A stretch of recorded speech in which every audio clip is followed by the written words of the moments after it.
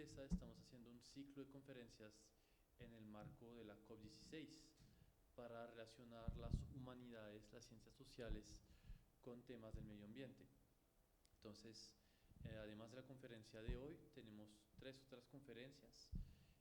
La próxima el 24, jueves 24, en la Alianza Chico, a la misma hora, sobre qué es la biodiversidad y por qué es importante para nosotros. En esta ocasión habrá una bióloga, un antropólogo, un investigador del Museo de Historia Natural de París. Y el 7 de noviembre habrá otra conferencia, esta vez aquí también, sobre arqueología y medio ambiente. ¿Qué la arqueología puede enseñarnos sobre, en particular, los vínculos de los pueblos indígenas del pasado, los pueblos precolombinos, con los diferentes animales? Será componentes que vienen de Chile y de Bolivia también. Y el 27 de noviembre la última conferencia va a ser sobre historia y medio ambiente. Y sobre esta ya les daremos más detalles más adelante. Bueno, hoy empezamos la primera conferencia contigo, Eulalia, con Eulalia de Valdenebro, sobre ecosofía, una relación con la biodiversidad. Bienvenida, Eulalia, gracias por estar acá. Eulalia de Valdenebro es artista plástica y botanista, docente e investigadora en la Universidad Nacional de Colombia. Es doctora en Estética y Tecnología del Arte en la Universidad de París 8. Entonces ahí pueden ver el vínculo que tiene con Francia y por qué la estamos recibiendo en la alianza. Bueno, aunque podemos también recibir gente de todas proveniencias, obviamente, pero en este caso lo resaltamos. Hizo un magíster de Artes Plásticas y Visuales en la Universidad Nacional. Es licenciada en Bellas Artes en Bilbao, España. En Ilustración Botánica, estudió en el atelier, en el taller de pintura botánica del Château Maison Mogis en Francia, y obtuvo el título de doctora con la tesis titulada Un principio metantrópico, hacer lugar a partir de una epistemología vegetal posible, ganadora de mención de honor en el concurso Alejandro Ángel Escobar 2024. Desarrolló la escultura viva titulada Nativas foráneas con flora del bosque alto andino en la UTA de Olozano de Bogotá, Colombia. Fue artista invitada a la Bienal de La Habana 2024, Horizontes Compartidos. Ha participado en varias residencias y coloquios internacionales. Ha sido profesora invitada en la Universidad París 8. Ha mostrado sus trabajos en diferentes museos de Antioquia, en el Mambo, en el Mavi, en Quimbaya, Banco de la República, Museo Bolivariano, Leopoldo Rotter en Colombia, y Chabram, EAC, y en Belfort en Francia. Ha publicado sus ilustraciones botánicas en la colección Savia y en distintas ediciones del Banco de la República. Sus investigaciones se encuentran en diferentes revistas académicas, en la colección Ejercicios Decolonizantes de Ediciones El Signo, y participó como autora y coeditora en el libro Cuerpos Permeables, Páramos, Arte y Ciencia, un trabajo colaborativo entre el Instituto de Recursos Biológicos Alexander von Humboldt y la Universidad de Essex. Y todas sus publicaciones se encuentran en acceso libre en su sitio web www.eulaliadevaldenebro.com. Ya saben casi todo. Entonces adelante, Eulalia, te debo empezar tu presentación, y bueno, después haremos como un conversatorio y un diálogo también con ustedes a raíz de sus preguntas. Bueno, muchas gracias, Frederic, por la invitación, gracias por asistir. Sé que es un horario complicado llegar hasta acá. Bueno, voy a empezar por el título que discutimos con Frederic hace unos días, es Ecosofía, una relación con la biodiversidad. De hecho, lo que vamos a hacer en esta conferencia es voy a introducir ciertos conceptos, como aclarar ciertas cosas, porque hay muchas palabras que están por ahí en el lenguaje que tienen connotaciones diferentes y quisiera aclarar en qué sentido las uso yo. Y a partir de esas aclaraciones le propuse a Frederic hacer como una conversación más abierta, y nos encantaría que ustedes también participaran ahí, ya que somos poquitos, podemos aprovechar. Bueno, entonces, lo primero son estas 3 palabras, ¿no? Ecosofía, relación y biodiversidad. La ecosofía es algo bastante nuevo, digamos, no es que uno pueda estudiar ecosofía como tal en una carrera en universidad, es bastante transdisciplinar, por definición es transdisciplinar. Y esta es digamos, la conclusión a la que yo he llegado después de trabajar durante mucho tiempo. Para mí es el ensamble entre lo estético, lo científico y lo espiritual. Ahí viene una aclaración importante, ¿no? Lo estético no se refiere al estudio del arte, ¿sí? Lo estético, ese uso de la palabra que casi siempre está asociado con el estudio del arte y muchas veces muy mal usado como adjetivo que reemplaza la palabra belleza, en realidad esa palabra tiene una tradición mucho más interesante hacia atrás que tiene que ver con la estesis, o sea, con la percepción de los sentidos, cómo esos sentidos nos afectan y cómo esas afecciones construyen conceptos. Sí, esa es una comprensión de la estética más deleuziana y más también de Rancière. Lo científico está integrado dentro del pensamiento de la ecosofía, digamos, acepta, recibe, cuestiona, critica todos los datos y el pensamiento científico. Y lo espiritual es, en la manera en que yo comprendo esto, es absolutamente inmanente y desde el cuerpo. No tiene nada que ver con la religiosidad o con lo esotérico, tiene que ver con lo místico, pero si uno entiende lo místico también se sitúa en el cuerpo. Entonces, todo el tiempo que esté hablando voy a estar mezclando conceptos o maneras de pensar de la estética, de la ciencia y de lo espiritual, así como lo acabo de explicar. La otra palabra clave es relación, que es una palabra que tiene otras maneras de entenderla. Aquí puse una pequeña lista: contrato, simbiosis, acuerdo, interacción, dependencia. Todas esas son palabras que nos hablan de relaciones. Otra manera de entender lo espiritual es cómo nos relacionamos con lo que nos rodea, ¿sí? El tipo de relaciones que establecemos hablan también de un trabajo espiritual. Y biodiversidad es una de las condiciones de la vida. La vida no podría ser homogénea. La biodiversidad, de hecho, no es eficiente. Hemos construido desde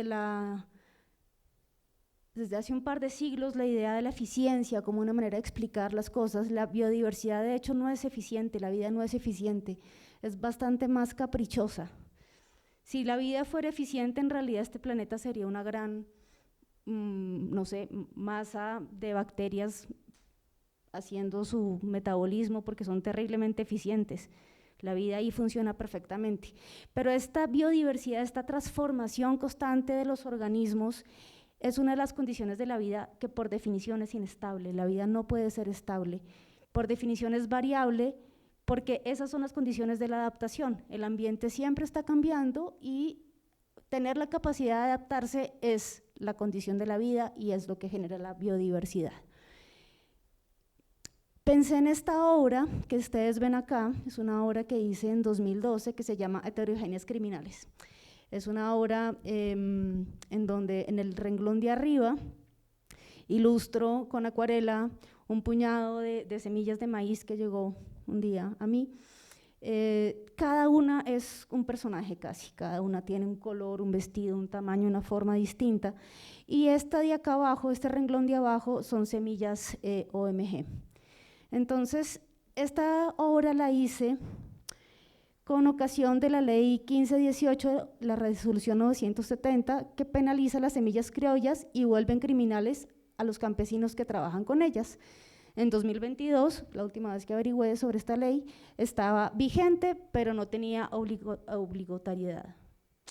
Listo, entonces, lo que yo hice en esta obra, que me parece que contiene todos los conceptos de la ecosofía, es rescaté algunas palabras que estaban en esa ley, y esas palabras eran internacionalidad, calidad, patentable, homogénea, estándar, global, transnacional, distinguible, definible, patentable, uniforme, monopolio. Esas eran palabras que yo extraje de esa ley. Fíjense que casi todas tienden a la idea del homogéneo y lo estable, ¿sí? Porque eso entra fácilmente en el sistema capitalista.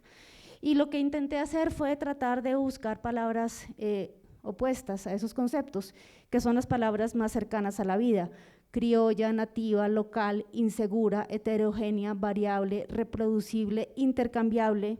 La clave o el gran problema de las ONG es que, OMG, perdón, de las semillas transgénicas, es que están diseñadas para que no haya intercambio. La base de la cultura, la base de la humanidad es el intercambio de semillas, la base de las culturas en realidad. Es muy bonito que en francés cultura y cultivo es la misma palabra. Entonces, esas semillas, las semillas del monopolio, las semillas transnacionales patentables, van en contra de una cosa esencial de la vida, que es la variabilidad, la inestabilidad, que sea cambiante, que sea viva, que sea croya, no permiten adaptarse, porque son siempre iguales. Entonces, siento que en este conjunto de semillas se puede entender una ideología realmente, la ideología de la estabilidad del capital del monopolio contra la ideología de la vida, que es variable, inestable, cambiable, intercambiable. Entonces, fíjense que en esta obra se reúnen varios conceptos que forman la ecosofía. Lo estético referido a cómo se ven esas semillas, cómo saben esas semillas, cómo son, cómo se perciben, cómo alimentan. Lo científico, pues la manera de explicar genéticamente qué son, y lo espiritual porque implica un tipo de relación diferente con las plantas, ¿sí? Las semillas de abajo implican una relación mediada por el capitalismo, la de arriba implica una relación con las personas, con las plantas, con la tierra, con el intercambio. Son dos ontologías bien distintas, dos maneras de relacionarse, y en ese sentido hay un trabajo espiritual con los seres vegetales. Bien, voy a continuar con una cita que me encontré por allá en 2009, que realmente cambió mi vida y me ha acompañado mucho tiempo. No sé si ustedes conocen artistas, pero uno se la pasa en crisis, o por lo menos yo me la paso en crisis tratando de dejar de ser artista. Y en una de esas crisis que no le encontraba sentido a lo que estaba haciendo, encontré esta cita en el Contrato Natural de Michel Serres. La voy a leer porque es muy importante. En efecto, la Tierra nos habla en términos de fuerzas, de lazos y de interacciones, y eso es suficiente para hacer un contrato. Así pues, cada uno de los miembros en simbiosis debe al otro, de hecho, la vida, so pena de muerte. Todo esto será letra muerta si no se inventa un nuevo hombre político. En ese entonces no me importaba tanto que con la palabra hombre se designara a todos los humanos, lo pasé por alto, hoy en día ya no lo hago así, pero la cita es maravillosa. Entonces, voy a desglosar esta cita y creo que después de eso ya podríamos conversar. En efecto, la tierra nos habla. Ya solo con ese enunciado, Michel Serres está haciendo una cosa fantástica, que es admitir el animismo dentro del pensamiento. Una de las cosas que ha pasado en el pensamiento moderno, en el pensamiento ilustrado, es que el animismo es el peor de los insultos, ¿sí? Tiene una pésima reputación en la academia. Porque efectivamente el pensamiento ilustrado fue quien puso fin, quien puso límite a todos esos pensamientos que no tenían fundamento de pensamiento científico, todos los dogmas religiosos. Se le agradece en ese momento, pero en este momento tal vez sea más importante recuperar esa noción del animismo, que no se opone necesariamente a la ciencia, porque de hecho esta palabra, la tierra nos habla, hace referencia a la intrusión de Gaia. Yo no sé si han oído esa expresión. Esa expresión es de Isabel Stengers, que es una historiadora crítica de la ciencia, la recomiendo muchísimo, y ella se pone a reflexionar cómo es que estamos hablando de este momento. Muchas veces decimos crisis ambiental, cambio climático, el problema de lo sostenible, en fin, hay muchas maneras de enunciar este momento que estamos viviendo como humanidad, como planeta, y ella le apuesta a llamar este momento la intrusión de Gaia. ¿Qué significa esa expresión? Gaia es intrusiva, nos ha obligado a cuestionarnos. Gaia es un titán, ¿sí? Es un ser antes de los humanos en la mitología griega.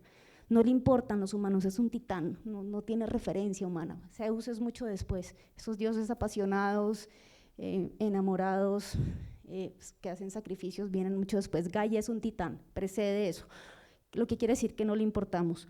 Otra cosa es que es intrusiva, la intrusión de Gaia está pasando, no es una crisis que vayamos a superar, no es una cosa que tenga reversa, no es un momento que si hacemos las cosas bien van a mejorar, no, esto está pasando, pasó y está cambiando, lo que estamos es asumiendo una gran intrusión de Gaia. Y la otra cosa políticamente muy interesante de nombrar este problema como la intrusión de Gaia es que está llamando a dos de los científicos, para mí los más importantes, después de Darwin en realidad, que son Lynn Margulis y James Lovelock. Entonces,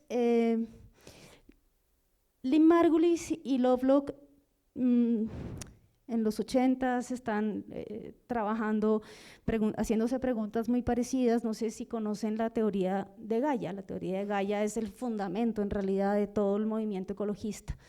Y es a James Lovelock, que era un científico bastante rebelde y bastante independiente, estudiaba la atmósfera y se da cuenta que la atmósfera es inestable, porque la vida es inestable, ahí volvemos a ese concepto, que la atmósfera es inestable y que el planeta tiene propiocepción, que se percibe a sí mismo y se regula, que la vida de este planeta se regula porque se autopercibe. Y entonces él empieza a hablar en unos términos animistas del planeta, y le pone Gaia, esperando como generar cierta simpatía con la gente para mover un poco más la conciencia, que es la conciencia, lo que hoy llamamos hoy el efecto mariposa, ¿no? Lo que se hace en un sitio tiene repercusiones en cualquier otro sitio en el planeta, porque todo está unido. Como las ciencias llevan tantos siglos especializándose y dividiéndose, pues apostar a una ciencia que necesita entender todo junto es súper incómodo. Es tan de mala suerte que el nombre recibe muchas burlas, muchas críticas, es una teoría tremendamente incómoda, y es tan de mala suerte que coincide con el movimiento hippie. Y el movimiento hippie empieza a hablar de Gaia y un montón de cosas esotéricas se asocian a ese nombre, pero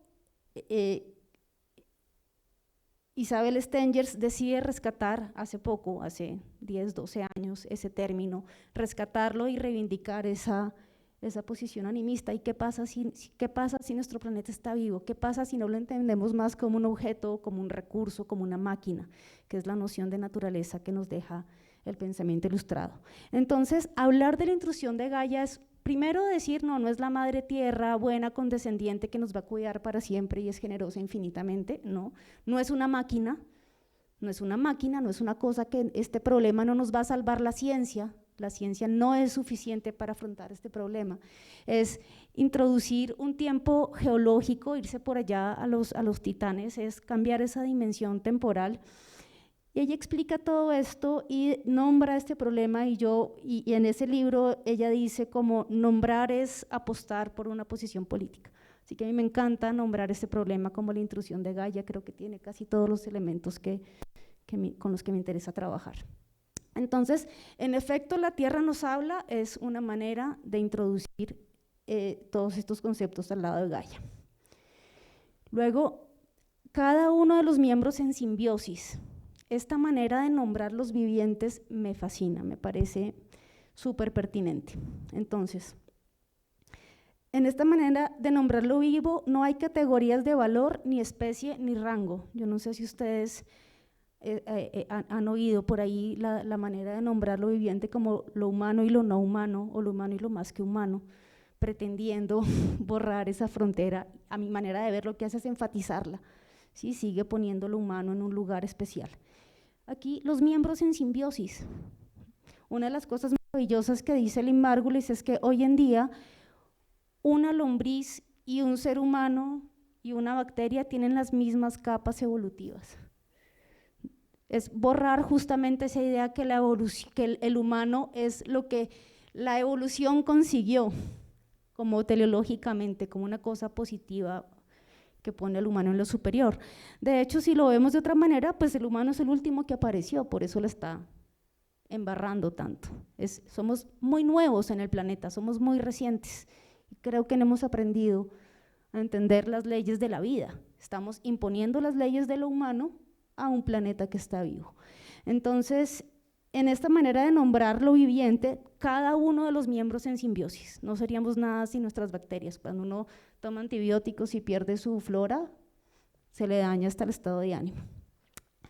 En Gaia, cada uno de los miembros le debe al otro la vida. Esto es súper importante porque ahí aparece la relación, ¿sí? No hay manera de estar solo, no hay manera de estar aislado. La simbiosis es una condición de la vida. La vida es cíclica y lo que para unos es muerte y desechos, para otros es alimento y nacimiento. Esos son los descubrimientos de Lynn Margulis. Empieza a observar cómo los desechos de unas bacterias terminan siendo el lugar de vida de los otros. Por ejemplo, si pensamos en los corales es muy fácil, ¿no? Pensarlo en los corales o en las plantas es muy bello porque los corales esas formitas arborescentes de los corales en realidad son los residuos de su alimentación, ¿sí? Y con eso van construyendo la casa en donde habitan. Igual las plantas, ¿no? Las plantas botan sus hojas y con eso se va construyendo la tierra. Obviamente eso sucede en simbiosis con una cantidad de microbacterias, de hongos, en fin, de microorganismos, de sistemas, eso nunca está aislado. Y entonces esa comprensión de la vida cíclica, de la vida como ciclo, lo que es desecho hace lugar de la vida del otro, pues es muy importante y es pues uno de los conceptos básicos de la ecología ahorita, las economías circulares y eso, en fin. Sigo con la cita de Serres.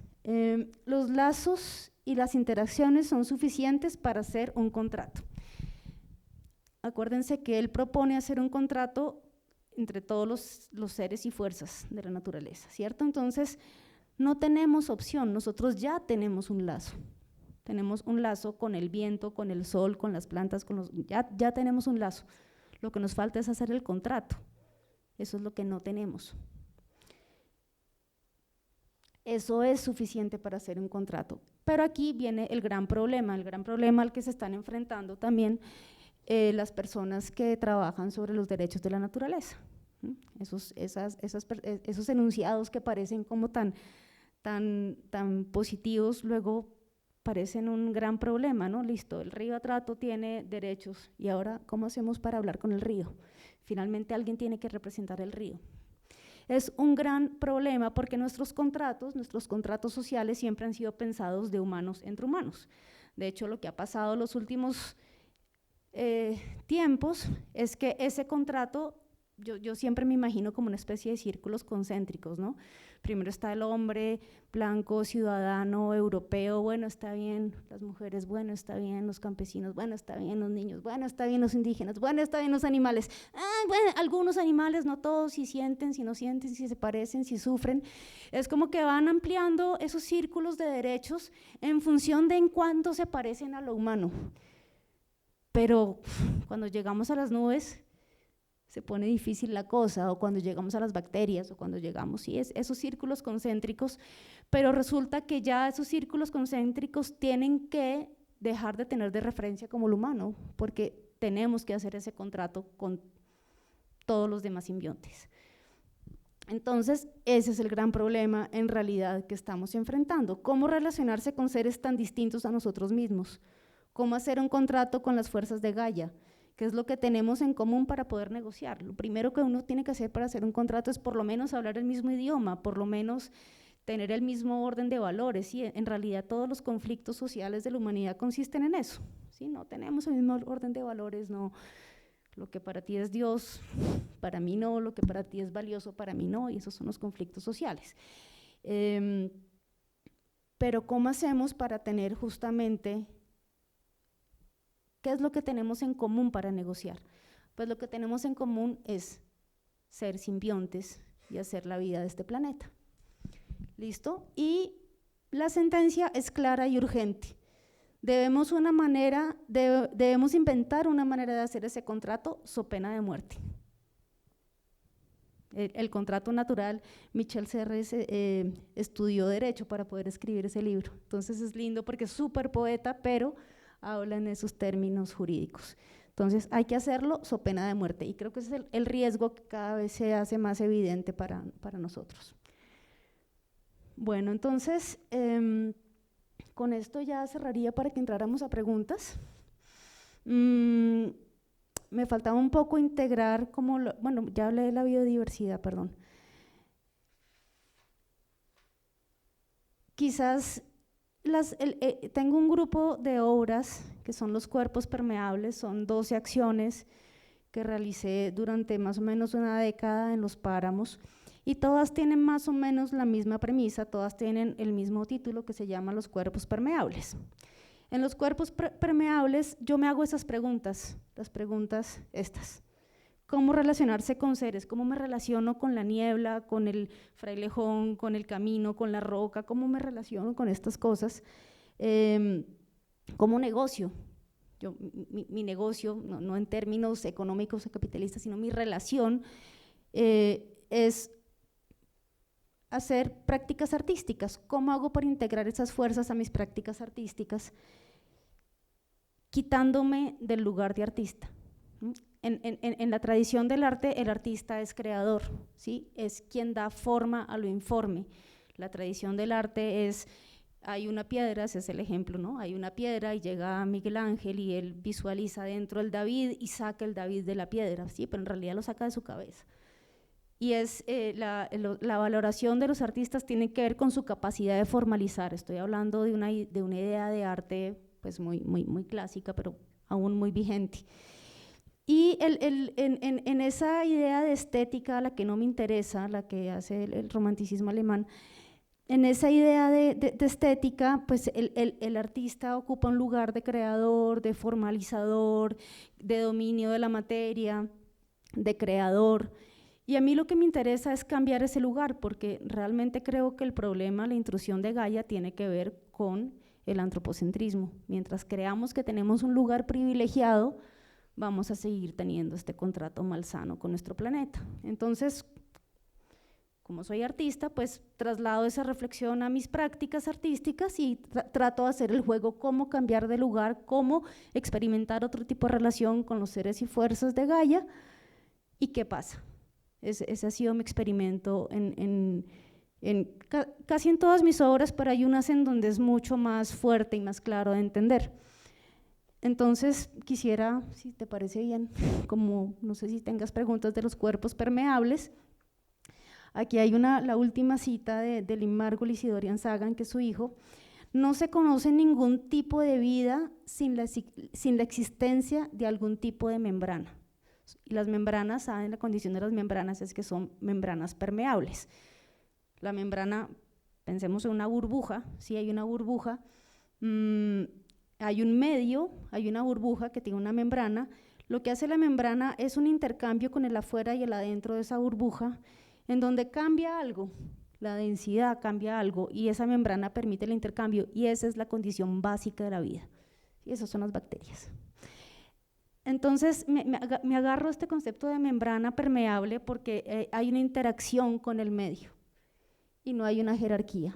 Entonces, a partir de ese concepto empiezo a pensar cómo me relaciono con el frailejón, la roca, el viento, el camino, desplazando mi lugar de humano, no teniendo ese lugar de artista, creadora, formalizante, sino entendiendo esa fuerza, ese cero, esa fuerza del páramo, y cambiando como los roles de la creación. Ese es más o menos el modus operandi de todos los cuerpos permeables. ¿Sí? Estupendo, Eulalia, muchas gracias. Creo que ya todo el mundo tiene unas ideas bien interesantes de tu pensamiento, de tu relación más bien con la biodiversidad. Una primera pregunta que yo quisiera hacer de pronto, para entrar más concretamente pues, en este ámbito del páramo, ¿no? De pronto si podrías explicarnos, iba a decir, ¿por qué escogiste el páramo? Pero me di cuenta que mi pregunta es muy como antropocéntrica, entonces de pronto iba a reformular como ¿por qué tú y el páramo se encontraron? ¿No? Es decir, ¿qué es lo que se encuentra ahí en el páramo que ves particularmente interesante en términos ecosóficos? No sé quién encontró a quién, no sé cuándo pasó, ni lo recuerdo. Y es una pregunta que me hacen mucho y es muy interesante, y para responderla en términos ecosóficos, La verdad es que el páramo no es un lugar para humanos, es un lugar súper incómodo para los humanos. Porque la radiación es altísima, los cambios de temperatura son extremos, o sea, uno puede pasar de un sol súper radiante con altísima radiación a un frío intenso en 5 minutos, o sea, las variaciones son cada 5 o 10 minutos, tienes menos oxígeno. La escala es súper extraña porque todas las plantas, una de las condiciones de definición de páramo es que todo es vegetación abierta, es decir, no hay ninguna planta que le haga sombra a otra. Entonces uno tiene una sensación, una percepción extrañísima y es que puede ver todo. En una selva uno no ve nada, en cambio en el páramo uno puede ver todo, hay un cambio de escala. Uno se siente mal porque no hay suficiente oxígeno, hay menos oxígeno. Puede llegar a haber 100% de grado de humedad. Eso es algo que yo sigo sin entender. ¿Cómo hay 100% de humedad sin que estemos nadando? Algo así. Pero son condiciones muy extremas, muy incómodas para el humano. El silencio es rarísimo en el páramo porque hay mucha niebla y mucha densidad. Entonces, todas esas condiciones perceptivas hacen que a uno le cambie la disposición del cuerpo, ¿sí? Es difícil llegar a los páramos, no es tan fácil. Uno tiene que hacer esfuerzo, casi siempre hay que caminar mucho, es difícil. Entonces todo eso te va poco a poco alejando como de las relaciones humanas y empiezas ahí y claramente yo siento realmente que cambio como de dimensión, literalmente. Siento que y todas esas condiciones, por lo menos para mí es muy claro, pero lo he notado en muchas otras personas, todas esas condiciones implican una disposición espiritual en el páramo y por eso hay tantas cosas sagradas, espirituales, místicas asociadas a los páramos. Chévere. Y en estos páramos también hay una planta a la cual atribuyes una importancia singular en tu obra, que es el frailejón, ¿no? La planta emblemática del páramo que todos conocemos.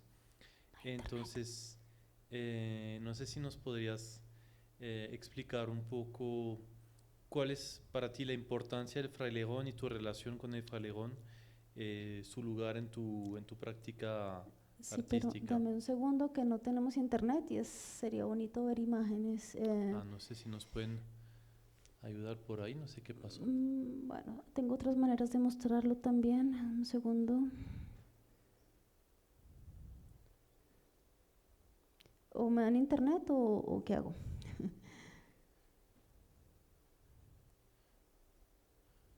De pronto si encuentras una sí, ya, dame un segundito. Ya sé dónde.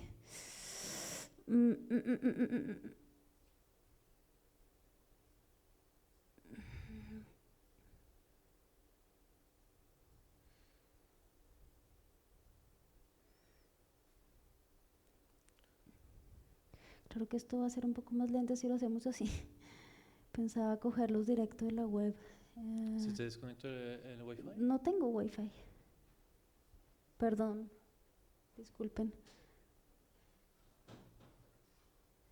Mira, ya te van a conectar.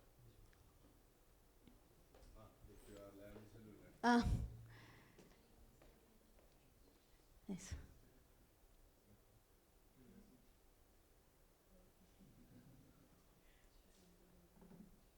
Bueno, mientras voy hablando de los frailejones. Entonces, los frailejones tienen, yo he sido ilustradora botánica mucho tiempo, he trabajado para muchos museos, instituciones, como he dibujado muchas plantas desde la ilustración científica. Y con los frailejones pasa algo que no pasa con ninguna otra planta, y es que se parece a los humanos. Es así. De hecho, por eso se llaman frailejones, ¿sí? Frailejones hace referencia a los frailes porque los colonos los veían y pensaban que eran frailes. Hay relatos en que cuentan que los conquistadores pensaban que eran ejércitos enteros y como siempre están rodeados de niebla y parecen con plumas, en fin. Casi todas las culturas que han tenido relación con los frailejones reconocen en su nombre, en su manera de nombrarlo, de relacionarse, un parecido con los humanos. Y eso es algo súper raro en las plantas. Analizando esta situación, yo quise bueno, yo sentí inmediatamente cuando vi un frailejón como esa empatía, ¿no? Esa similitud. Y descubro que al lado de esa similitud hay una gran potencia política, ¿sí? Los humanos necesitan identificarse con las cosas que van a proteger. Eso en ecología se llama también especie sombrilla, ¿sí? Nadie va a defender el Amazonas haciendo logos con pirañas o con serpientes, no, se coge el delfín rosado porque se parece a nosotros, porque genera simpatía. Con los frailejones pasa algo parecido. Entonces, yo identifico esa forma y empiezo a trabajar con esa similitud del humano, y lo que he entendido con el paso del tiempo es que los frailejones nos permiten hacer ese salto a los humanos de empezar a comprender que las plantas son seres vivos. Esto parece muy ¿ya? ¿Qué hago? Ah.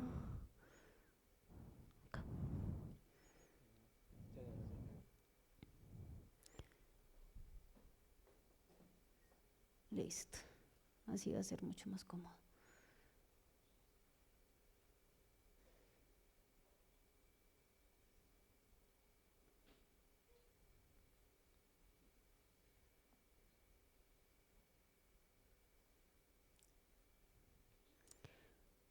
Bueno, entonces, justo aquí es muy grande esta obra, mide 2,40 por 1,60, es escala real de un frailejón, es una ilustración científica de un frailejón en escala real, y aquí está mi cuerpo integrado a ese frailejón. Esta obra es en realidad un díptico que hice al tiempo que esta otra obra, que es el mapa de relaciones táctiles. Como yo estaba haciendo esa ilustración botánica, tenía que medir, yo no trabajo a partir de foto, luego puedo explicar eso, yo fui sacando las medidas a partir de relaciones con mi propio cuerpo, y aquí hay pues como una crítica, una burla, una apropiación del hombre de Vitruvio, que está mezclado con eso, un cuerpo de una mujer desmembrado con un frailejón desmembrado, entre otras cosas, porque las plantas para estudiarlas se las desmiembra, se las aplasta, se las corta, se las divide. Estas dos obras en realidad son una apropiación crítica del lenguaje con que la ciencia estudia las plantas.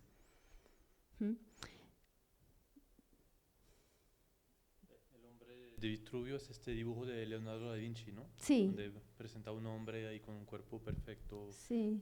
Con esas medidas así.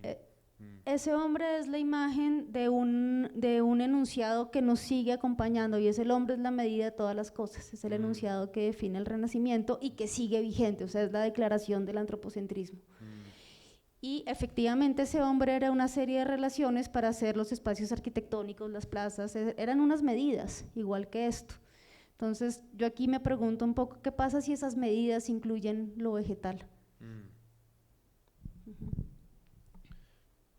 Bueno, ahora antes de pasar la palabra al público, voy a hacer una última pregunta, tal vez un poco más polémica, ya tratando de ver si armamos debate. Entonces, me estoy preguntando acerca del antropocentrismo. Es decir, ¿hasta qué punto el antropocentrismo sí tenemos que, me parece interesante pensar formas de ir más allá, y tu trabajo es un ejemplo magnífico de eso, pero también a veces me pregunto si el antropocentrismo no puede ser un aliado para defender la naturaleza y la biodiversidad, por ejemplo. Es decir, que lo queramos o no, todos o casi todos somos antropocéntricos, en el sentido que atribuimos un valor más grande a nuestros familiares, a nuestros amigos, a los humanos, por lo menos a los que nos caen bien, que a las plantas, a los animales, a los seres naturales, ¿no? Entonces, partemos de que eso es la realidad hoy en día de que se ha construido desde hace siglos, ¿no? Entonces, si queremos convencer la mayor cantidad de humanos que tenemos que hacer esfuerzos para proteger Gaia, para proteger la biodiversidad, un argumento poderoso tal vez es decirles, mira, si no hacemos esfuerzos, lo que dijo Michel Serres, ¿no? So pena de muerte. Si no hacemos estos esfuerzos, el peligro no es solo para la laguna, no es solo para el jaguar, no es solo para el frailejón. El peligro es para ti, para tus hijos, para tus nietos, que van a vivir en una tierra invivible a causa del calentamiento global, a causa de la contaminación, etcétera, ¿no? Y eso a veces es un argumento antropocéntrico, ¿no? Que no ha funcionado. Pero entonces sí, bueno, ya te debo responder entonces. Sí. Yo creo, de verdad lo creo, que si el cambio no es estructural, ontológico, de fondo, no la logramos. O sea, no se puede solucionar el problema con argumentos que forman el problema, ¿sí? Ese argumento que tú acabas de relatar es lo que lleva haciendo la ecología. Arne Naess es el fundador de la ecología profunda o la ecosofía, ¿sí? Y él es súper fuerte y súper polémico con esto, y él divide la ecología en ecología superficial y profunda. La ecología superficial es lo que acabas de decir. De hecho, él es bastante despectivo. Yo creo que hay que hacer todas esas cosas, pero creo que es terriblemente insuficiente, ¿sí? Son pañitos de agua tibia. En estos, digamos, últimos 40 años vemos cómo todos los logos de las petroleras se transforman a mandalas, a iguanas. Antes eran rojo con azul, ahorita todos son verde con amarillo y azul. Es muy fácil apropiarse de ese discurso, tener buenas intenciones, hacer buenas acciones y sin embargo siguen pasando las cosas, que es lo que hemos visto en todas las COP, ¿sí? Se habla y se habla y se habla y siguen pasando las cosas. Entonces, mientras creamos que tenemos la misión de salvar el planeta, ¿sí?, para nuestros herederos, yo no creo que no se hace nada. En cambio, si cambiamos la estructura del enunciado y nos asumimos dependientes del sistema simbiótico que es Gaia, cambia, ¿sí? Porque siempre es guardemos para más adelante, cuidamos el bosque porque de pronto ahí está el remedio para el cáncer. Nunca es cuidemos el bosque porque ahí hay vivos que son igual de valiosos que cualquier otro, ¿sí? Entonces, ahí me estás llevando a una palabra que no pensé que fuéramos a llegar ahí, pero en realidad es algo que he pensado mucho tiempo y no es que el humano tenga que desaparecer, no es que tenga que estar en un lugar inferior, sino tiene que estar en otro lado. Para los occidentales es muy difícil de pensar eso, pero si uno entra un poquito en las ontologías indígenas, eso está ahí, eso es así, ¿sí? Ahí, cuando yo me enfrenté al problema de la forma humana del frailejón era, pero yo cómo voy a hacer una crítica al antropocentrismo con un antropomorfismo, y ahí estuve varada como un año en mi tesis. Y pues cuando uno está varado uno investiga mucho, ¿no? Entonces entré en un pensamiento de la cosmogonía indígena en donde todo es humano. Entonces, si todo es humano al origen, todo es humano, todo lo viviente y lo no viviente, ellos no tienen esa división, todo es humano, y lo que ha pasado es que se va transformando, pero a la base todo es humano. Eso le quita jerarquía a lo humano, es súper interesante ese camino. Y un jaguar ve a otro jaguar como humano, y un árbol ve a otro árbol como humano, y una piedra ve a otra piedra como humano, porque todos son humanos, pero es invertir las cosas. O sea, sí hay maneras ontológicas de comprender la vida en donde el humano no esté en la superficie, en la cima, digamos, no tiene que salir, no creo que tenga que salir de la ecuación, no quiero salir tampoco, ¿sí? Pero sí tiene que cambiar su lugar. Entonces, cualquier enunciado de ecología que se haga desde el antropocentrismo no sirve, no ha servido, no va a servir. Sirve un poquito, sirve superficialmente, sirve para calmar nuestras conciencias, sirve, pero de fondo no sirve, creo yo. Muchas gracias, Eulalia, por hacernos reflexionar sobre eso. Y ahora, bueno, creo que es un debate que es súper pues súper fundamental, ¿no?, que tenemos que seguir. Voy a pasar el micrófono, si unos tienen preguntas, puede ser sobre eso, sobre otros aspectos de la obra de Eulalia.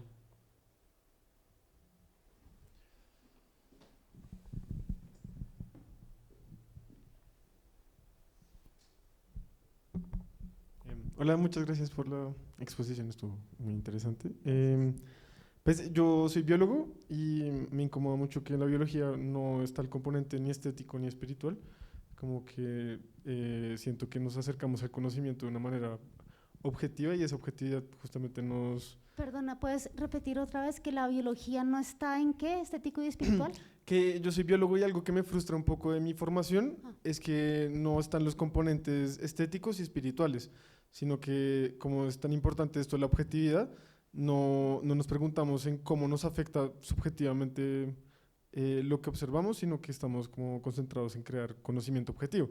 Yo quería saber si desde la ecosofía conoces gente que desarrolle prácticas científicas, pero entendiéndolo desde esta ecosofía que describes y pues me gustaría saber. De hecho sí sucede, lo que pasa es que no saben. No hay, una de las cosas que le pasa a los científicos, me parece a mí, porque el primer capítulo de la tesis es observar, es investigar cómo es que estudian los botánicos, ¿sí? Entonces, lo que hago en el primer capítulo es coger herramientas estéticas para analizar los productos de la ciencia. ¿Sí? La ciencia cree que es objetiva. Los métodos de la ciencia son objetivos en cuanto son mesurables, ¿sí? y son comprobables, hasta ahí sí. Pero esos datos siempre tienen que tener una expresión y esa expresión siempre es sensible, luego siempre es estética. En el caso de la botánica es súper claro, es la ciencia que más sigue atada a la percepción visual. He trabajado muchas veces con botánicos, esta mañana estuve con botánicos, y realmente el ejercicio de la botánica es un ejercicio perceptivo. Y los objetos, las pruebas científicas, por ejemplo, en la botánica, son objetos absolutamente estéticos. La decisión de hacer un ejemplar de herbario, cortar la planta así, pegarla de tal manera que el ejemplar mida 50 por 35, que se elija nombrar las cosas con esas palabras, todas son decisiones estéticas. La ciencia cree que no es un relato, pero sí lo es, ¿sí? El método de tomar los datos es lo que hasta ahí es objetivo, pero cualquier intento de comunicar, de relatar, de guardar, de almacenar esos datos son decisiones estéticas, ¿sí? Y en ese momento es un relato como cualquier otro. Una de las cosas maravillosas de Viveros de Castro es que habla del relato científico, me parece la forma más justa de hablar de ese conocimiento. Es conocimiento, sí, pero es un relato. En el momento en que se manifiesta plásticamente, y con plásticamente quiero decir las palabras que se usan, los objetos con los que estudias, los objetos como mides, es estético ya. Y en cuanto tienes una relación con tu objeto de estudio, es espiritual. Lo que falta es la reflexión para el mundo científico. Entonces, la relación que normalmente propone el mundo científico es sujeto-objeto. Esa es una relación que yo creo que es muy, muy, muy cuestionable. ¿Sí? El relato científico moderno siempre es un sujeto superior mirando y analizando el objeto. Una de las cosas que pasa, para mí este mapa es realmente a mí me da mucha risa, la verdad, este mapa, porque es el método científico, absolutamente, ¿sí? Es comprobable. Estos son huellas y son calcos y son cosas medidas, así como mide la ciencia, como de verdad. Ay, no se está viendo, ¿no? Y datos que son reales, pero yo con esos datos hago un ejercicio muy poético, ¿sí? Lo que te quiero decir es que lo espiritual y lo estético sí está contenido en la ciencia, pero los científicos creen que no, pero sí. Gracias. Sí, yo quería agregar que, o sea, incluso en la toma de datos de por sí ya pasa por un montón de decisiones que cuando hay una persona pensante y sintiente, pues la objetividad es otra forma de decir una cierta subjetividad que está más acoplada a unos ciertos estándares de normatividad, que digamos como, en vez de describir el azul como, no sé, el azulito claro, pues se describe azul porque el azul es la palabra, no sé, más común, o el tipo de azul o los códigos, pero pues igual pasa por una como pues subjetividad. La ciencia es un acuerdo. Sí, es un acuerdo eso, como estético, la toma de datos influye y qué se decide tomar y registrar. O sea, por ejemplo, en el caso, pues fue uno de mis puntos dentro de mi también tesis de grado, era, por ejemplo, en la tesis, o sea, conforman estos cuerpos, digamos, especímenes botánicos, que son estos cuerpos como que ya han pasado por un proceso de transformación material, porque ya no es una planta, tampoco es una planta seca, es un cuerpo que ha sido institucionalizado porque tiene un nombre, un registro, un código, pero por ejemplo en la toma de datos detrás está toda la información, no sé, coordenadas, la altura, como qué equipo se hacía parte como de quienes recolectaron la planta, dónde, pero por ejemplo no hay mención de la persona que montó ese cuerpo vegetal encima del cartón, y eso ya de por sí también es otra decisión en términos de qué conocimiento entra dentro de las ciencias naturales y cuáles no. O sea, el nombre, por ejemplo, del montador de los especímenes botánicos del herbario no aparece por ningún lado, mientras que ha montado la mayoría de los especímenes que ahí se encuentran. Entonces, no solamente, digamos, con los cuerpos como voy a caer en algo que criticas, pero los cuerpos no humanos, sino también hay una falta de reconocimiento muchas veces de otro tipo de prácticas artesanales y estéticas dentro del montaje mismo, porque la calidad de los especímenes depende del montador, o sea, si no hay unas cosas fatales que uno puede ver. Sí. No sé las otras ciencias, pero definitivamente la botánica es súper plástica, súper estética, súper relacional. Yo tenía una pregunta, aunque he visto esto 100.000 veces. ¿Cómo hiciste para conseguir el frailejón para hacer la huella? Si el frailejón es como un árbol en peligro y tiene todo como esta carga detrás de protección. Bueno, primero es una sola hoja y una sola inflorescencia. Y voy a contar algo que cuento en la tesis que fue muy raro.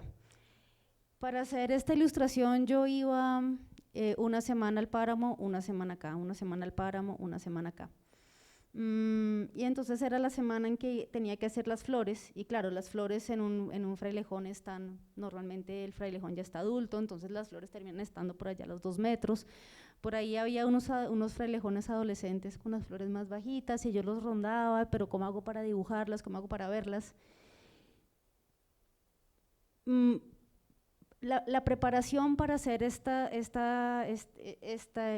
y la acuarela era una preparación, casi era un día entero meditando y recorriendo y respirando, o sea, yo nunca llegaba a trabajar de una. Y estaba en el problema de las flores y literalmente por ahí el segundo día me levanté por la mañana a caminar y lo escribo porque así fue, un frailejón me regaló una inflorescencia entera con sus hojas.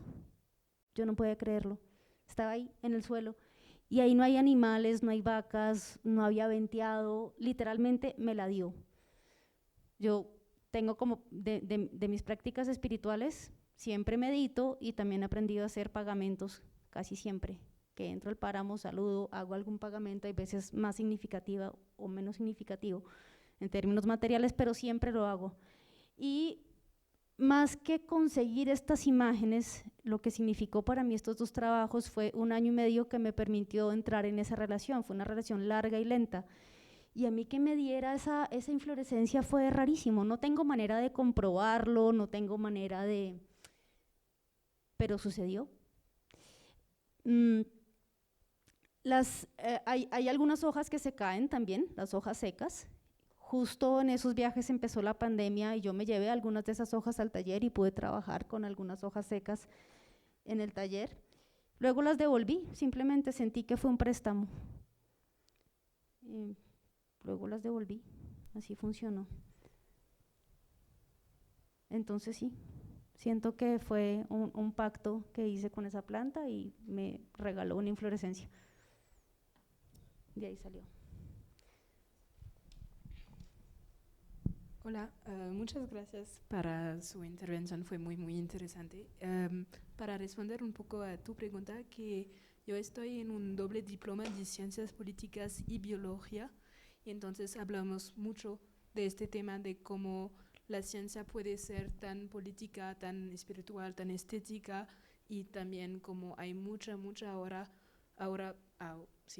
desarrollo de como la sociología de las ciencias y cómo se hacen las ciencias, pero es la primera vez que oigo de la ecosofía y me parece algo bastante interesante y muy, muy, muy importante también en este tema. Gracias. Gracias. Buenas noches. Bueno, primero que todo, felicitaciones, profesora, por su exposición y muchas gracias. Creo que es muy inspirador para pensarmos en esta necesidad emergencial de pensar en la naturaleza de una manera diferente. Y bueno, yo soy brasileño, soy doctorante en historia en Brasil, estoy acá como de intercambio.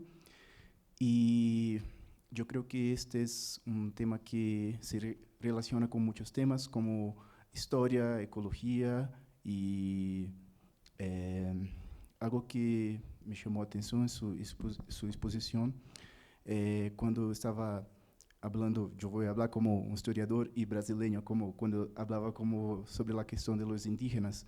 Y yo me recuerdo de Ailton Krenak, que es un historiador y filósofo indígena brasileño del pueblo indígena Krenak. Y algunas de sus conferencias fueron publicadas como libros. De entre ellas hay una que se llama Ideas para adiar el fin del mundo. Y en este libro, Krenak habla sobre la relación de su pueblo, los Krenak, con un ciervo que tienen. Y ¿Un ciego? un ciervo, sí, un ciervo. Y dice que cuando por la mañana, cuando despertaba y miraba al ciervo, si el ciervo no estaba hermoso, el día no sería hermoso. Como decía que los días, las condiciones climáticas se relacionaban con la apariencia del ciervo. Como decía que había como una comunicación entre estas personas y el ciervo. Entonces, cuando estaba escuchando sobre esta cuestión de la relación entre quizás una visión más occidental y yo pienso que quizás un camino para cambiar esa manera de relacionarse entre humanos y no humanos sea considerar también la cosmovisión indígena, no solo como de una manera hegemónica como los indígenas, porque no son los indígenas, son los pueblos Krenak, los Guajajara, sí, personas. Y si paramos para pensar, como el territorio que hoy es Colombia y Panamá, los indígenas ya denominaban Sudamérica como Abiyala, y en Brasil, y lo que sería hoy Brasil y Paraguay, Pindorama. Entonces, existen como nociones que también no son occidentales y que yo creo que la universidad, de manera general, tiene que agregar también. Entonces, no era una pregunta, pero más me gustaría escuchar más sobre su experiencia sobre esa cuestión de los indígenas. Bueno, estoy muy de acuerdo en lo que dices de no decir los indígenas, eso es ya un enunciado bastante colonial, sino hay algunas personas. Yo tuve o tengo una relación con 2 taitas. Y en mi texto ellos son tan importantes, esa relación, ese diálogo, esa manera de aprender, que es caminando, hablando, que es con el cuerpo, relacionándose, están en mi trabajo, en mi investigación, están exactamente en la misma categoría que Michel Serres y Isabel Stengers, igual. No hay… trato de no situarlos justamente en ese pasado mítico o en esa cosa por allá ancestral, no sé qué, en fin, hay tantas maneras que son personas de las que aprendí mucho. Y hay por ahí un texto que es cuando empecé a pensar en la palabra el principio metantrópico, en donde me doy cuenta que eso que aprendo, tanto en esa experiencia con ellos, es bastante parecido, por ejemplo, al pensamiento, a muchas de las ideas que aprendo a través del pensamiento de Michel Serres, que ha sido un filósofo muy importante para mí. De hecho, hay un texto en donde todo el tiempo estoy haciendo esa similitud, ¿cierto? La ecosofía creo yo que es como el esfuerzo occidental, ¿sí?, para hacer eso que ya está en la ontología y en el pensamiento indígena, ya está integrado, ¿sí? Nosotros como llevamos tanto tiempo separando, midiendo, escindiendo, clasificando, midiendo, la ecosofía es un esfuerzo otra vez por integrar esas cosas que en el pensamiento indígena ya están integradas, ¿no? Ellos no tienen que hacer ese esfuerzo, ¿sí? Y no siento yo que sea, oh, hay que aprender, sino hay que comunicarse, porque muchas veces se llega a conclusiones muy parecidas, con palabras distintas, con estética distinta, justamente, ¿sí? con maneras de enunciar lo distinto, pero si uno se va al fondo, esos pensamientos están muy parecidos. Entonces creo yo que esos vasos comunicantes, así como hay que comunicar las disciplinas, también hay que comunicar las ontologías, ¿sí? Llevamos mucho tiempo y mucho tiempo escindiendo, separando, creo que es momento de juntar. Y esas relaciones, yo me pregunto mucho cuál es mi lugar, porque la mitad de mi vida ha sucedido, mi vida académica y mucha parte de mi vida laboral ha sucedido en Francia. Y lo que entiendo es que esos puentes son importantes, o sea, lo que entiendo de mi lugar como artista o como profesora o como académica es justamente esos puentes, permitir esos tránsitos, esos vasos comunicantes, porque creo que es urgente, creo que la intrusión de Gaia reclama eso con urgencia. Bueno. Y muchas gracias. Con tu experiencia en Francia y en Colombia, ¿has visto diferencias de percibir la naturaleza o la biodiversidad, como dices, entre los diferentes países? Sí, enormemente. Hay un fenómeno que yo llamo ceguera por cercanía, y es lo que pasa en Colombia. ¿Sí? Yo recuerdo, hay una de esas cosas que decía el presidente Duque que eran perfectas para hacer memes, que dijo alguna vez que Colombia no hacía parte del problema del cambio climático. Sí, realmente acá no es tan difícil es más difícil de percibir, porque vivimos en una abundancia, en una macrodiversidad. Aquí nunca nada es tan extremo, aquí puede ser que ni siquiera lo percibamos. Cuando uno crece y vive en esta abundancia, entender qué es la macrodiversidad es muy difícil.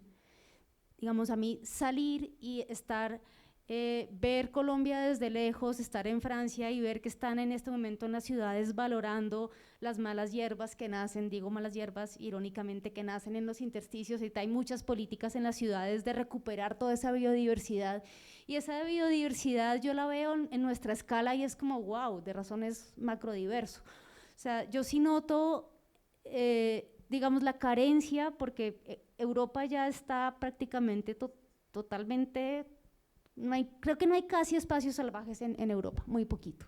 Sí, todo ha sido ya tocado, todo el paisaje está humanizado. Aquí todavía hay muchos territorios silvestres, salvajes, muy poco tocados. Entonces, para mí estar acá, pudiendo haber estado de lejos y entendiendo esa valoración que se ve desde allá, es maravilloso. O sea, yo sí creo que es súper importante ver las cosas desde otra perspectiva. Y efectivamente yo siento que acá no somos tan conscientes de lo que significa ser macrodiversos, porque es difícil verlo, ceguera por cercanía, y verlo de fuera ayuda. Y yo sí siento que en Francia hay un despertar, siempre he sentido, y por eso mi vínculo con Francia, siento que es una cultura muy pegada a lo vegetal. Si uno se va a cómo son las decoraciones medievales, a cuáles son los hábitos de la gente, es impresionante. Yo siempre he sentido eso en Francia, y por eso es mi vínculo con Francia, es por las plantas.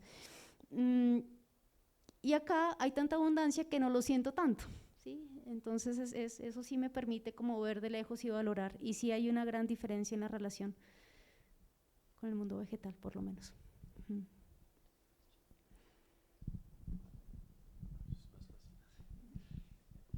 Bueno, muchas gracias por todas sus preguntas. Sí, muy interesante tu comentario sobre el vínculo de Francia con lo vegetal. De hecho, hasta el poder se construyó en su vínculo con lo vegetal, ¿no? Como conocen bueno, el famoso castillo de Versalles, ¿no? Pero Versalles en realidad no es tanto un castillo, es sobre todo un parque, ¿no?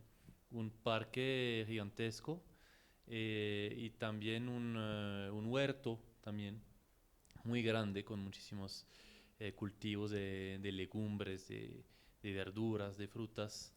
Es interesante pensar que el poder de Luis XIV, de Rey Sol, como el rey más famoso, por lo menos de la historia de Francia, se construyó también mucho desde una dominación de lo vegetal y de lo animal también, porque era un lugar de caza fundamentalmente, ¿no? Donde el rey todos los días cazaba, ¿no? No sé si saben esa anécdota que, bueno, otro rey, después el rey Luis XVI, el día del 14 de julio de 1789, cuando se toman la Bastilla, en su diario él escribió nada.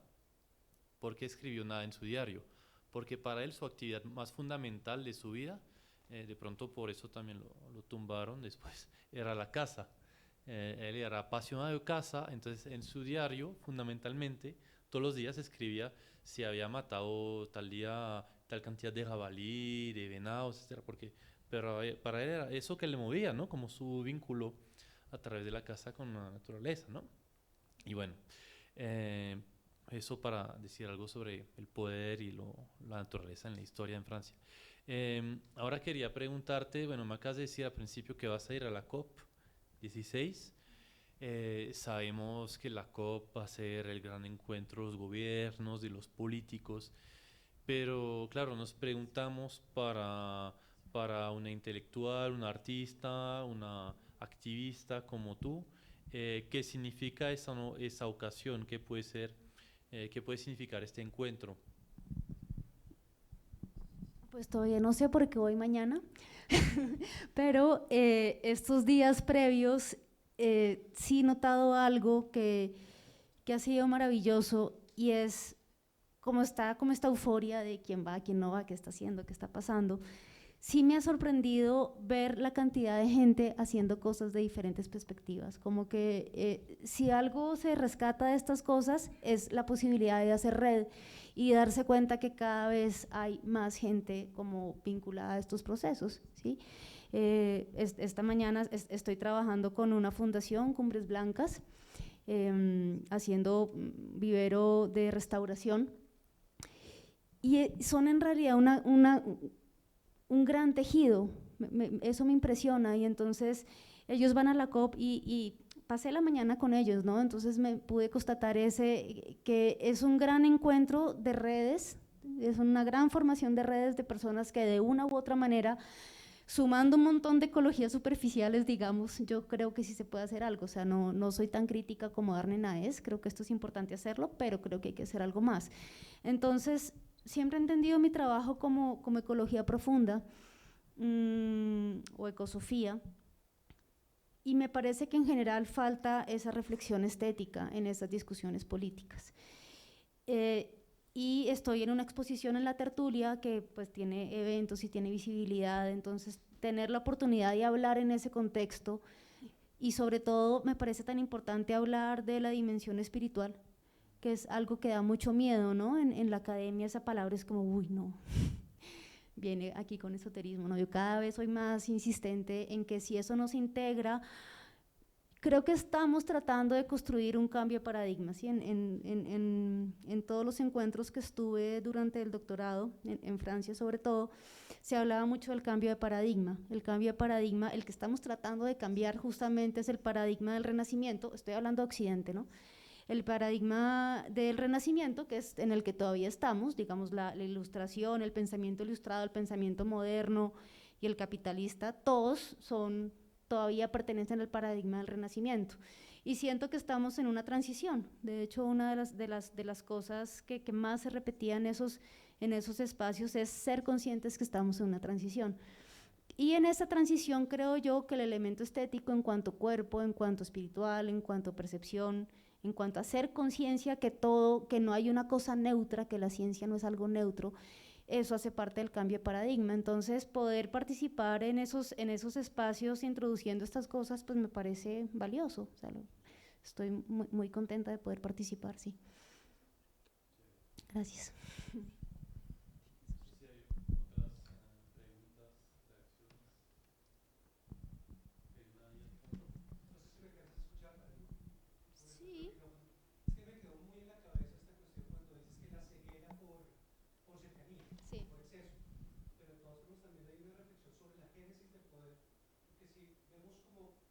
¿Cómo surge el poder en consumición de la comida, que acá cuando llega el poder, como se tiene actualmente, es la concentración de urbes, de lo que llamaron progreso, pero cuando uno va, digamos que a esta Colombia profunda, a la Colombia del campo, realmente la gente sí tiene esa cercanía, sí conoce su tierra. Digamos que en las ciudades somos ciegos, no por exceso, no por cercanía, sino porque nos han educado para pensar que la naturaleza va en contra del progreso. Y es como un paradigma diferente decir que en Colombia somos ciegos porque tenemos demasiado, a decir que en Colombia somos ciegos porque nos han enseñado a mirar para otro lado. Que no sería lo mismo. No, ambas cosas caben, ¿sí? Creo que esa ceguera por cercanía tiene que ver también con un sistema de valoración muy colonial. En ese sentido no se oponen las dos afirmaciones. Entonces, el orden de valores que impone la colonia en estos territorios es muy curioso si uno se pone a ver los nombres de las plantas, los nombres comunes de las plantas, ¿sí? Romerillo, granadilla, cusicilla, todo hillo, todo chiquitillo, ¿sí? Porque llegaban los españoles y minimizaban y ponían nombres de lo que había acá, le cambiaban el nombre y lo ponían acá. La investigación de colonial con las plantas la hice bastante alrededor de las especies nativas en la ciudad de Bogotá, por ejemplo. Entonces, no tienen nombre, no están, estoy hablando, esa investigación la hice en 2010, ya 14 años, eso ha cambiado, afortunadamente. Pero hay una especie de negación, de valoración de lo propio de esta tierra, y eso está inculcado de muchas maneras. El colonialismo no solamente es de los españoles, en este momento es un pueblo al sur de Estados Unidos, ¿no? Dicen los prisioneros. Por ejemplo, el hecho de la Navidad, ¿no? El hecho de hacer árboles, pinos de plástico con nieve de icopor, ¿no? Y valorar todos esos íconos, cegándonos a la macrodiversidad que hay acá. O sea, si tiene razón, la ceguera no solamente por la abundancia, es también porque hay todo un sistema estético, ahí sí, de desvalorizar lo que es de este lugar.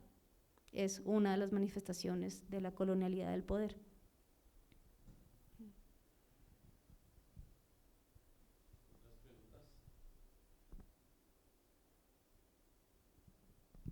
Bueno. Muchísimas gracias, Eulalia. Muchísimas gracias por haber venido, por sus preguntas. Un público selecto, pero atento y pensante. Eso es también muy valioso. La próxima conferencia, les decía, en este ciclo de conferencias COP16 en la Alianza Francesa, esta vez del Chico, el próximo 24 de octubre, con una bióloga que nos hablará así de la perspectiva de la biodiversidad desde la ciencia, esta vez, ¿sí? Alexmar Córdoba. También con un activista venezolano, Eric Camargo. No es común ver investigadores y activistas que vengan desde Venezuela en estos días, no es fácil. Estaremos felices de recibirlo. Y con un investigador colombiano que trabaja sobre esos saberes rurales, que trabaja sobre la relación con las hormigas culonas y las hormigas culonas como comidas en el Casanare, y que está haciendo su doctorado en el Museo de Historia Natural de París.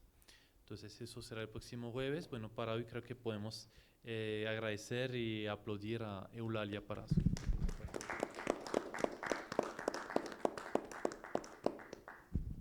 Creo también que vamos a tratar de poner eso en algún canal o algunos canales de YouTube para que se vaya difundiendo a los que no pudieron estar hoy. Entonces, bueno, muchas gracias.